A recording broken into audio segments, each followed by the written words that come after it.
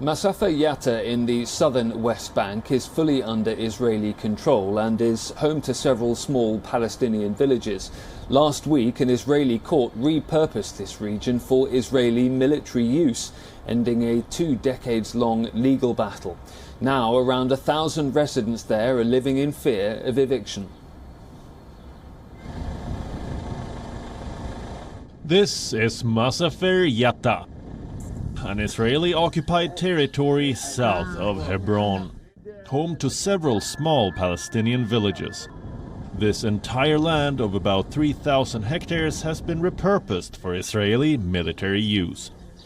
And about 1,000 Palestinian villagers now live in the fear of eviction any time. Today I fear for my future and the future of my children.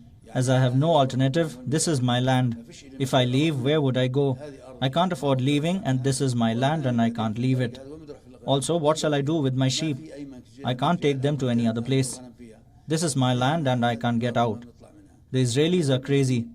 We would die for our land and not leave it. In the 1980s, Israel designated this village as a firing zone. Firing zones are used for military exercises, and the presence of civilians is prohibited. The villagers living, farming and raising animals do not hold permanent residency since 2 decades. The Israelis built settlements here. A settlement was only built 10 years ago. It's an outpost that they are instilling by building houses, providing them with electricity and water, and Israeli soldiers guarding them. On the other hand, this has always been my land, and now they want to evict me. After a 2 decades-long legal battle, the Israeli High Court has ruled in favor of the state and concluded that the community could not prove they were permanent residents before the 1980s.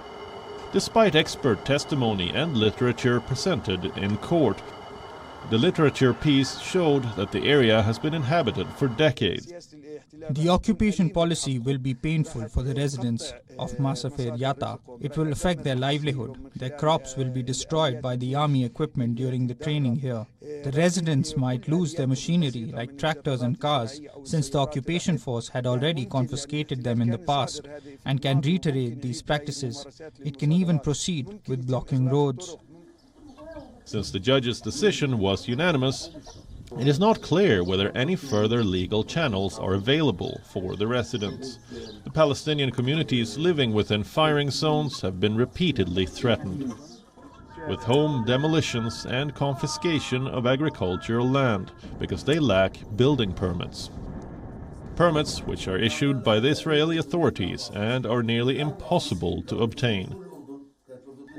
Our message to the international community is that what the occupation is doing in this area goes against international humanitarian law and against human rights.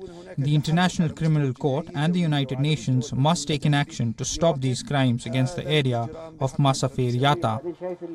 While the ruling did not order evictions, Israel can forcibly expel the Palestinians at any time.